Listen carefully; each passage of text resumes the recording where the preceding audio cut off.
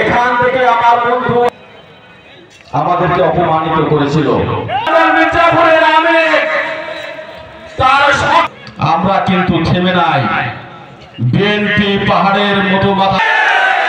আগামী দিনে বক্তব্য শোনার পরে আগামী দিনে কৃষক সমাবেশ হবে, কৃষক কাউন্সিল হবে। অনুরোধ জানাবো সুন্দর আলোচনার মাধ্যমে মতামত যাচাই।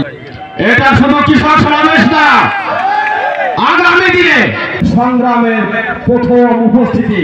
ঠিক না বেটি? আমরা বিচার এবং বিচার শেষ না হওয়া পর্যন্ত আমাদের চূড়ান্ত আন্দোলন চলবে। ঠিক না বেটি?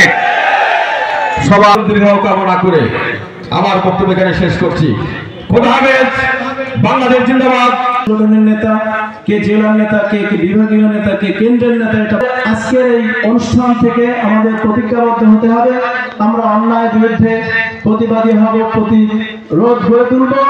আগামী খুব অল্প দিনের মধ্যেই বাংলাদেশের জাতীয় সংসদ নির্বাচন হবে। এই নির্বাচনে আপনাদের একজন মনোনীত ধানের শীষের প্রতীক নিয়ে একজন মনোনীত প্রার্থী থাকবেন। আমরা আশা করি সেই নির্বাচনে অত্যন্ত কঠিন নির্বাচন হবে।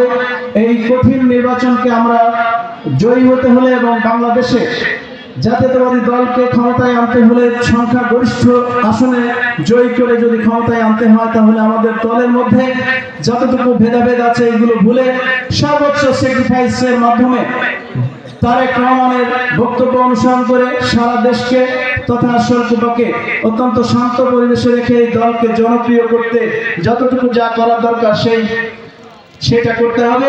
আজকের এই কৃষক সমাবেশ অত্যন্ত আমাদের দেশ, এই দেশে থাকে মাতব্বরি করে, মানুষ খুন করে, মানুষের উস্কানিতে এদেশে বেশিদিন থাকা যাবে না। পারেন নাই মানুষকে যেভাবে পিটাইছেন সেটা আমরা এখনো শুরু করি নাই, শুরু করবো না। তা আমরা ভালো হয়ে যান, না হলে বাংলার মাটিতে ছুলে ছুলে শুধু সময়ের ব্যাপার।